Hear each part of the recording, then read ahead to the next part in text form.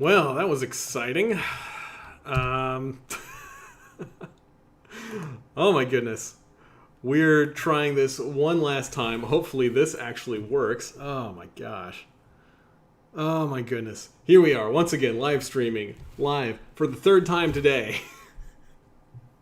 Well, I wanted to see if I could hop in and play some Okami this afternoon because it's been a long time since I've played any games.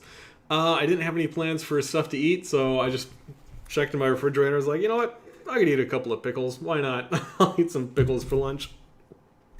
Some days you just don't feel like eating a whole lot. I feel like today is kind of one of those days, so I'm going to eat some pickles for lunch this afternoon.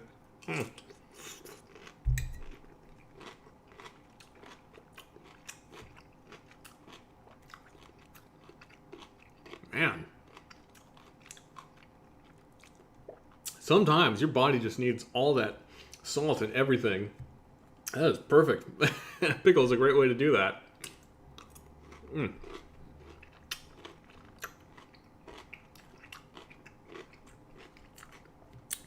All right, so live streaming for lunch. Once again, still locked down. Not locked down, really. I think we're in phase 2 of this whole lockdown process in King County, which means things are starting to open up back up a little bit. So it's great that some businesses are reopening. I think they explicitly said that like beauty salons and stuff are reopening in King County, which is great. So thank you guys, everyone, for joining me today for another lunch live stream, just hanging out and chilling and talking. I don't have any plans of what to talk about today. Like I mentioned at the top of the live stream, I tried booting up some live streams of playing some Okami right before this. So if you did happen to pop into one of those and it got shut down immediately, I apologize about that. I don't know what was going on, if my computer was just getting eaten up by a bunch of CPU bugs or what. But the stream just wasn't working. You know, my webcam kept on shutting down and the stream kept on buffering. It was really a really bad stream. It was like I had low latency or low bandwidth or something like that with the internet, but I don't know what was going on. So I would like to, like I said, it's been a long time since I played any Okami, so I do want to actually like sit down and play a little bit more of it. It's been maybe like 2 weeks or something. One of these days. So yeah, I want to sit down and play a little bit more of it. It's a fun game. Hopefully folks enjoy that if they want to pop in and check it out. Maybe I'll get to it this weekend if I can figure out what's going on with the connection, why it's not giving me a good, why it's not giving me a good connection to the YouTube streaming services. But for today, I think it's kind of open forum today. Like, I have no plans of anything to talk about. So anybody who wants to pop in, ask a couple of questions, just let me know how things are going in your neck of the woods. Otherwise, it's going to be really freeform. I was planning on maybe just looking at a couple of challenges up on foodchallenges.com to see if anything looks really interesting. As like I said, as things are starting to open back up, I feel like now's the time to kind of like go in and buy a couple of really cheap plane tickets. Unfortunately, I feel like because of the protests and the demonstrations, everything that have been going on in the last couple of weeks, we're probably going to see another spike in COVID-19 cases in America because there's a lot of people not really doing a whole lot of social distancing, stuff like that.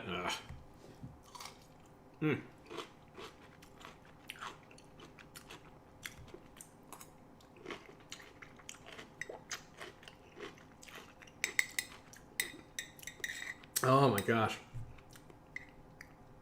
You know, every now and then you really want a pickle. And it's really, really good. I think today is one of those days. Pardon me. Not a ton of calories. Let's see here. One pickle, or one serving size of this, is 3/4 of one pickle sphere.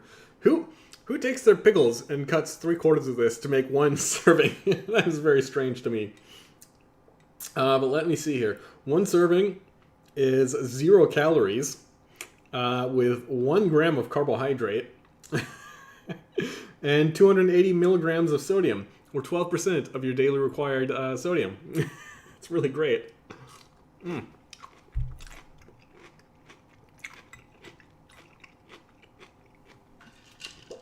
Bobby Brown, thank you for joining the chat. Thank you for joining the live stream today. I hope you're doing well. Wherever home happens to be for you, I hope you're doing good. You ask, how sick was I after the 6 containers of frosting? I was very, very sick. That was ridiculous. That's one of my more popular videos from way back in the day. Back when I used my Microsoft Surface to, I just had it propped up beside me as a timer. I think that was shot on the little like flip action cam that I used to use. And that was one of the first times where like after that challenge, I kind of like sat around and tried to just let it digest. But after just laying down, if I remember right, that was years ago. I think it was 4 years ago or something by now, 3.5, 4 years ago. Classic video apparently. Seems to have drawn a lot of people to this challenge for some reason. Yeah, it's one of those ones where like some people ask if I throw up or make myself throw up after a lot of my videos. That was one of the ones where like I really didn't have to induce anything. I just, after not even an hour, maybe 30 minutes of lying down, my body was like, I don't want any of this. So I ended up painting the inside of my toilet kind of tie-dye with all the different colors of weird cake frosting. Yeah, that was not a pleasant experience afterwards. I'm glad a lot of people enjoyed it. I know that the consequences were relatively minor. When that happens, you know, try to wash out your mouth, rinse out your mouth, make sure you don't have a lot of acid stuff sticking around in your mouth. Just like after a big vinegary meal like this, probably going to be rinsing out my mouth a little bit to make sure I don't have a lot of acid sticking around inside my mouth. But yeah, I mean, sometimes it happens, and that was definitely one of those times where it did happen. If it was an eating contest, well, I guess I did keep it down for a while. So if it was an eating contest with like a lengthy time period between when I finished and when they would have announced like winners or something like that, maybe I would have been disqualified. I do have to say, like, it's not one of those things. Ooh, I lost a pickle. It's not one of those things where I lost my taste for cake frosting. Like, I still think that if I have a little bit of birthday cake, I just take a little bit of that frosting off the top and, yeah, it tastes pretty good, you know? So I probably lost my taste for it for a while, but no, I mean, it's sugar and fat. So I certainly enjoy myself a little bit of cake frosting every now and then.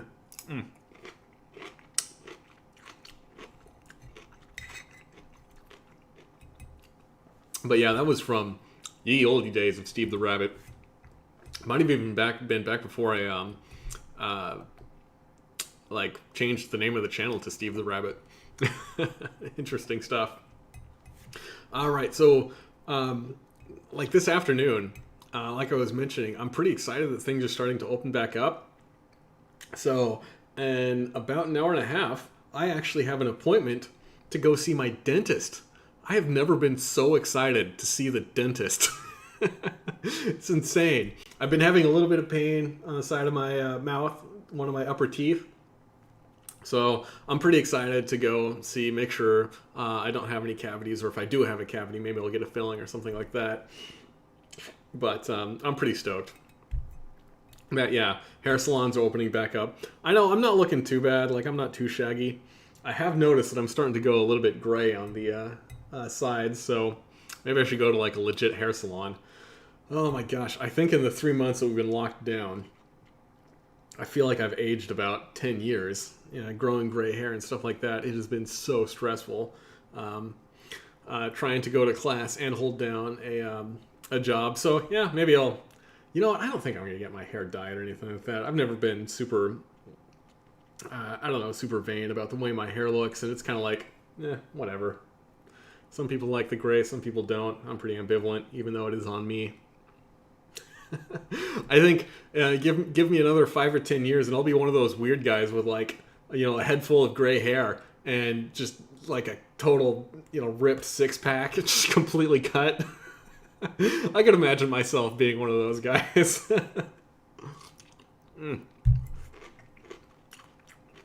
I know a lot of people, a lot of my favorite folks on YouTube, are starting to look a little shaggy. So I think some people are going to be pretty happy as soon as they're able to get down to the local barber, get down to the hair salon or something, get a haircut. And I've been watching a lot of, the Outside Xbox and Outside Extra channels, two sister channels which are all about video gaming. And I think those guys are so entertaining. It's one of those channels that like I go check out just about every single day.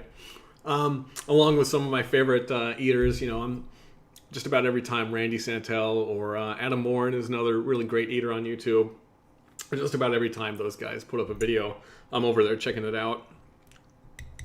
Frederic, thank you for joining the channel. It says, embrace the gray hair, man. Shredded with gray hair will get you attention from ladies. Yeah, I'm going to be one of those silver foxes. Oh, yeah.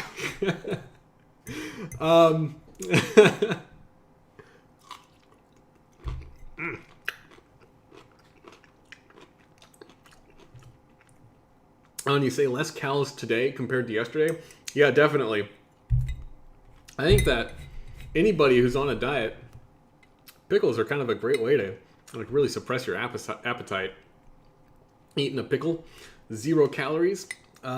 This is one of those pickles with no sugar in the brine, which is a little bit strange. Let me see here. These are Polish dill pickles. Kind of hard to see what's going on with the jar with a little bit of glare on there. But these are just Safeway Select store brand pickles that I actually really like. These are very, very good. Like I said, Polish dill with a vinegar and salt brine. What else do we have in here? Nothing super interesting. Natural flavors, which is kind of odd. A couple of preservatives, some colors. So yeah, it would be nice to have some like natural pickles, but some pickles, the brine just has a ton of sugar in them. Like sweet pickles just taste a little bit weird to me, so I do have to look out for that. I find that a vinegar and sugar and salt brine for pickles, not my favorite. So I do like the ones that are just straight up vinegar and salt. Eric Gunnarsson says, well, thank you for joining the chat, first of all. Says, hey, I got my first gray hairs in mid-20s. That's early. Yeah, I guess. I mean, like I said, I'm pretty ambivalent when it comes to my hair. As I'm sure most people have noticed, I don't take a whole lot of care in it. I'm the kind of guy who has, like, on a good day, my shower has both a shampoo and conditioner. I'm one of those guys. Yeah, I mean, if you're getting gray hair in your 20s, that's a little bit crazy. I used to make fun of my brother a little bit, poke fun of him at since he was growing in some gray hairs. But he's got kind of like the salt and pepper hair going on.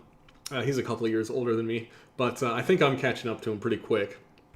Like, I first noticed he got a couple of gray hairs, and it took like 2 or 3 years for it to become really prominent. And for me, it's like I noticed my first gray hairs 6 months ago, and I'm already definitely seeing it. I think I get a little bit of a break since I've got a little bit lighter hair. My hair is a little bit dark right now. Usually, if I'm swimming frequently, it kind of like I get a little bit of that bleach effect where it turns into more of like a platinum blonde. Right now, I'm more like dirty blonde. Oh, Frederic, I see you mentioned 6,000 calories plus. Yeah, I didn't even bother to check out what the calorie count was on that. It was like 5,000 calories just for that granola alone, plus a gallon of milk. Not a gallon of milk. It was maybe like 2 quarts. But yeah, after that, like I just took that bowl, just put it in my fridge. I ate a couple more bites afterwards, and now it's like slowly turning into kind of like this. I don't know, like a granola pudding kind of. Maybe I could have a granola pudding challenge. Certainly be easier to eat.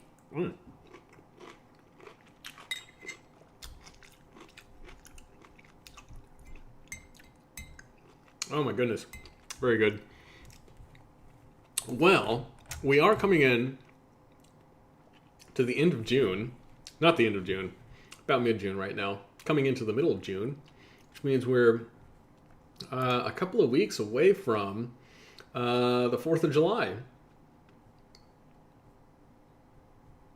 3 weeks and a couple of days away from 4th of July, which if you're in Europe, you might know it as National Insurrection Day. If you're in America, you might know it as Independence Day. Kind of tongue-in-cheek, the Insurrection Day. I don't know if I could even call it National Insurrection Day. Could I? I don't know. Anyway, it is one of the bigger holidays that folks in America celebrate. Celebrating the signing of the Declaration of Independence. I think it was somewhere around the July 4th. If we want to get into the exact details of exactly what happened on July 4th, that was when folks were looking at the Declaration of Independence, so that's why folks tend to call it Independence Day. But I'm a little bit worried that this is the Major League Eating website. Wonderful picture of, I think that's Mickey Sudo and maybe Sonia Thomas up there. I don't know who that is back there. Looking at their future events. Got a couple of events in September, but nothing going on before that. Oh my goodness. Usually the summer is a little bit more packed than this, and I'm noticing definitely a lack of a July 4th event. So I've mentioned it before. I hope that something happens. Let me see. Ooh, Western Days World Tamale Eating Championship. They got that one back up. It was the first Major League Eating event that I ever did with Major League Eating. First, that was a bit of a redundant statement, but you know what I mean. It was the first contest I did with Major League Eating down in Lewisville, Texas. Oh my goodness, that was an incredible event where I got to meet Michelle Lesko, got to meet Brett Healy, got to meet Darren Breeden, Jeff Esper, a bunch of other folks that I can't even remember. It was cool competing with Katie Prettyman came down and did that contest as well this last year. I don't know if I'll do it again, but it was fun to do it once, that's for sure. Oh my god, I remember it was a very hot day with a very, very salty food. Anybody who's not familiar with tamales, they're like, if you take, kind of like if you take cornmeal and smash it together, all wrapped around some kind of meat or cheese or something like that, it ends up making this thing that's a little bit like, I don't even know how to describe it. It's like a corn pone pierogi, maybe a corn pone hoagie, maybe something like that. Very delicious food, but when it was like 95 degrees, incredibly hot, and probably not too many people wanted to eat this slightly spicy, very salty food. But yeah, I had a lot of fun. So I'll be looking out, see how that goes. I'll bet that. Let's click into the details, see what's going on with this. Registration will open at noontime, Texas time. Okay, so it looks like these guys are on track. I hope that it actually does happen this year. Like I mentioned, we've got the protests going on. We've got a lot of people who aren't really being super careful in America about preventing the spread of the coronavirus right now, which is understandable. I mean, people want to go out in the streets and protest. And I feel like I'm seeing a lot of people with masks and stuff, so people are not just being total idiots, total chuckleheads about it. But I do think that we're going to see a spike of COVID-19 cases in America probably a week from now, a couple of days to a week from now, because that's like, let's see, all these protests started, now I can't even remember, a week and a half ago? Was it the weekend before last? Maybe. So maybe we'll start to see some COVID-19 cases spike just in the next couple of days. But I think that if that happens, if we see another uptick, like if the acceleration of cases really goes up, then we'll probably see things start to shut down again. As like a lot of people call this like a W recovery, where things get really bad and then they get a little bit better and then they get really bad again, and then eventually things start to get better. So people are hoping that it's more of a V-shaped recovery where things get bad and they just get better. But it might be a W recovery. We'll see. I am not a psychic, so I don't know what's going to happen.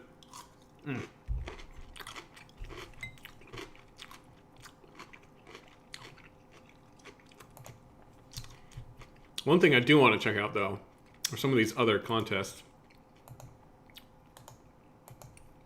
The Buffalo Buffet Bowl in Buffalo, New York, is the day before the U.S. National Buffalo Wing Eating Championship.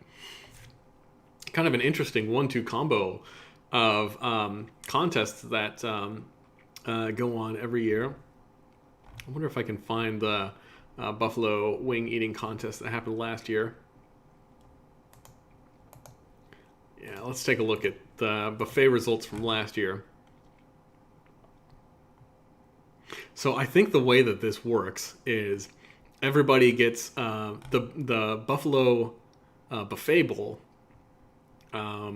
contest is where everybody sees this. You know, you go up to a buffet and you get a bunch of food.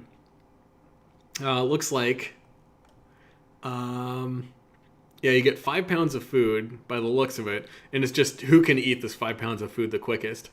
So last year we had Jeff Esper win by eating 5 pounds of food. Oh my goodness, in 2 minutes and 51 seconds. That is incredible. Gideon Oji came in second, over a minute and a half slower than him. Holy moly. And Mickey Sudo right on his tail with just 7 seconds slower than Gideon Oji. Wow, that's pretty incredible. And then the next day they have this buffalo wing eating championship. So this is last year. I don't see any results on this page though. Huh, interesting. Usually they post results on the page.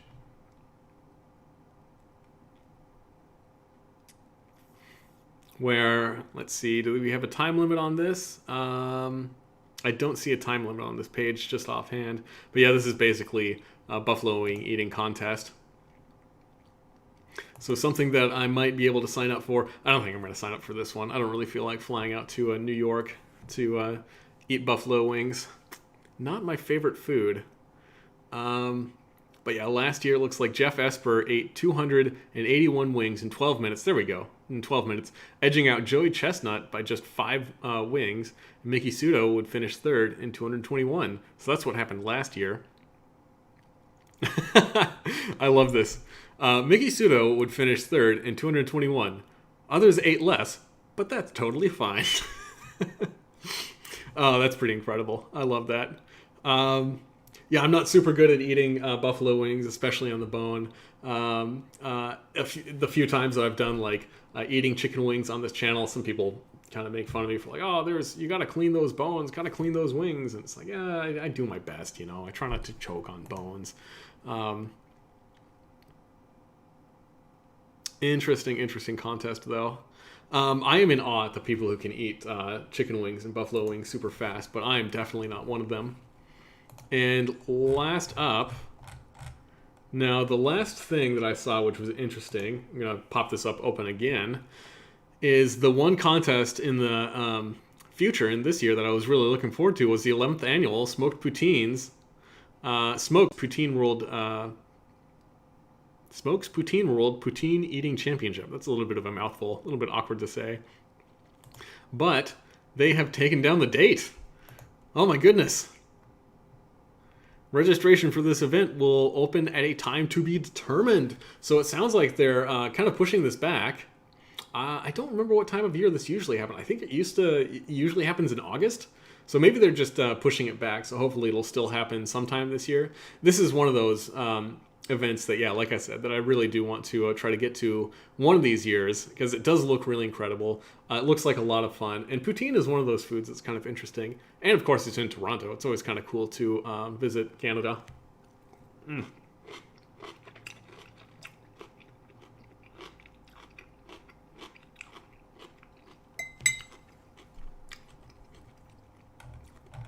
Oh, Frederic, you have a nice question, interesting question, asking about the eater rankings. You say MLE ranking is so weird. You and Molly should be top 6. Why are you two not ranked? Well, Molly is not ranked because she's not part of Major League Eating, so that would be the reason why Molly isn't ranked. Yeah, there are plenty of great eaters out there who are much better than, myself, than some of these folks near the top. Who just aren't ranked because they're not part of Major League Eating. So to be part of Major League Eating, you do have to actually sign a contract that's which guarantees exclusivity. So basically, like, because I'm a Major League Eater, that means that I signed a contract and I'm not allowed to do any contests that are not Major League Eating events for the next for 3 years after I signed the contract, basically. Now, I was okay with signing an exclusivity clause because I don't do a ton of eating contests, but I know like Molly Schuyler, who are some other ones? Brandon the Garbage Disposal, Natter Freak Eating, Randy Santel. I believe Randy Santel has actually been approached by Major League Eating, but he's not going to sign.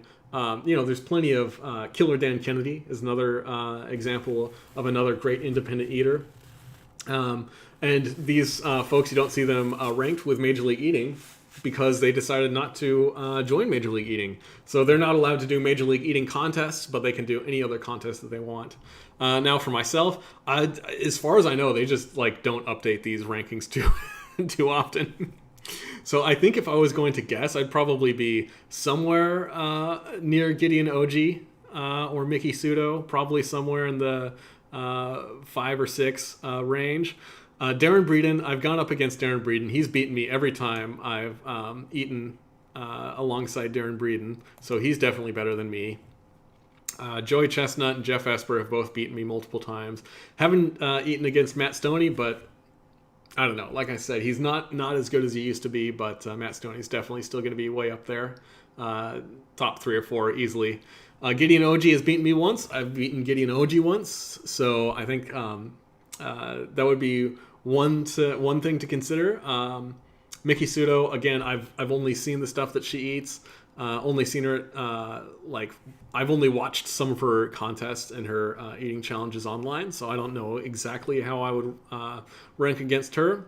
But the one time that I ate at a hot dog eating contest, I managed to eat 32 hot dogs, and I think her best is something like 37. So like that's definitely within spitting distance. We're pretty comparable numbers. I am surprised to see that Max Suzuki is down at number 7. Like, he's a pretty incredible eater. I don't know, maybe it's just that he's more used to the Japanese style contests, which are eating more slowly but larger quantities. So maybe he just doesn't do so well with the American style contests, which are limited time with a little bit lower quantity than you'd see in some of those longer style contests. But yeah, if I had to guess, I'd say I'm probably like number 5, 6, 7, somewhere around there. We'll just have to see next time Major League Eating decides to update this page. You will see that, let's see, we've got the lovely Juliet Lee.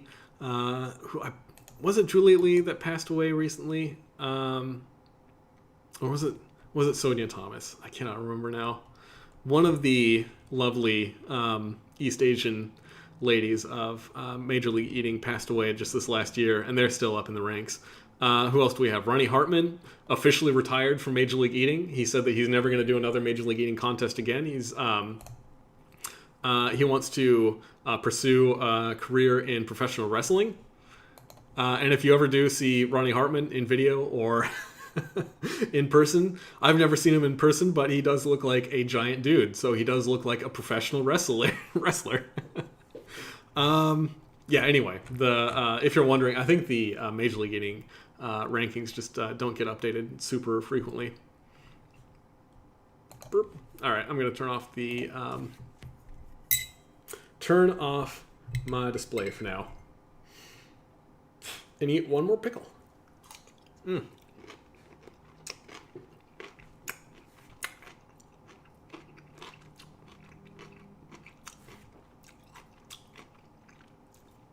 Well, I'm sorry about all the shenanigans about not being able to get a game stream up and running. I'm definitely going to try to figure out what's going on with that. See if something's chewing up my CPU time. See if it just doesn't like this new webcam that I'm using. In about an hour, I'm going to head to the dentist's office, and they're going to tell me that I've got really funky breath because I've been eating pickles for lunch. So thank you guys for hanging out with me again. I hope everybody's staying safe, staying healthy during the COVID-19 shenanigans. I hope people in Europe are dealing with it all right. I hope everybody in the United States is doing okay. I hope you're staying safe. Hope that you're standing up for the causes that you find really compelling. And I know I didn't make a donation today. I'm going to have to continue that tomorrow. Maybe I'll split it up, do like 4 $50 donations over the next couple of days instead of just doing 2 more $100 donations. I do want to, by the time I'm done with this like donation streak, I do want to have donated $500. So that's my goal. Pardon me. All right, guys. Again, thank you so much for hanging out with me today. I hope you're doing great. I hope you have an awesome week. We're in the final stretch of this week. Weekend's just around the corner. So until next time, until tomorrow, I hope you guys have a good one. So peace out. You guys take it easy.